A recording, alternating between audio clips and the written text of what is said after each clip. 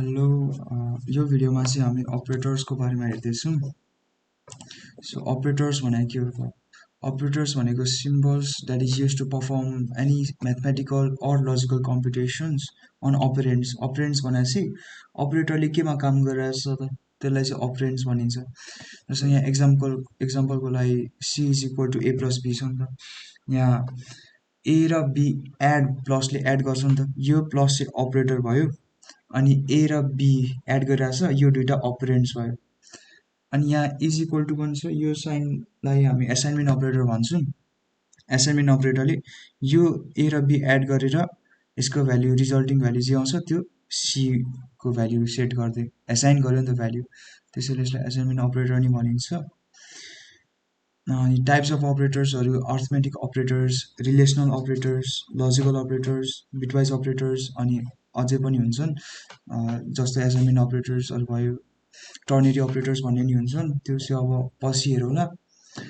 यो भिडियोमा चाहिँ हामी अर्थमेटिक अपरेटर्स हेर्छौँ। यो मेरो स्याम्पल C++ फाइल भयो। सुरुमा अर्थमेटिक अपरेटर प्लस हेरौँ है त। इन्टिजर भेरिएबल ए क्रिएट गरेर यसको भ्याल्यु 5 राखौँ। अनि अर्को इन्टिजर बी को भ्याल्यु 10 राखौँ। त्यसपछि अर्को नयाँ इन्टिजर भेरिएबल सी को भ्याल्यु चाहिँ ए प्लस बी।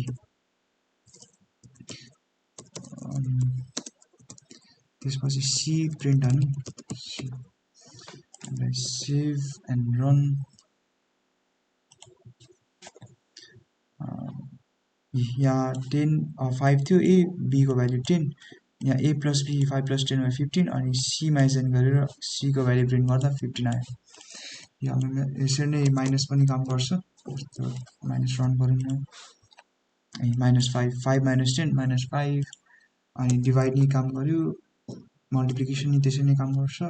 मोडुल अपरेटर चाहिँ जस्तो मैले बी मोडुलो ए राख्यो भने के आउँछ त, 0 आयो नि। यो 0 चाहिँ रिमाइन्डर हो। बी मोडुलो ए ले चाहिँ रिमाइन्डर दिन्छ। बी डिभाइडेड बाई ए गर्दाखेरि रिमाइन्डर कति आउँछ त, त्यो भ्याल्यु चाहिँ यो मोडुलो अपरेटरले दिन्छ। जस्तो यसको साटो मैले 3 राख्यो भने रिमाइन्डर कति आउँछ, 1 आउनु पर्यो नि त। यो 1 आइसक्यो। 10 डिभाइडेड बाई 3 गर्दाखेरि रिमाइन्डर कति आउँछ, त्यति भ्याल्यु नै यो 1 आउँछ। यो मोडुलो अपरेटर युज गऱ्यौँ भने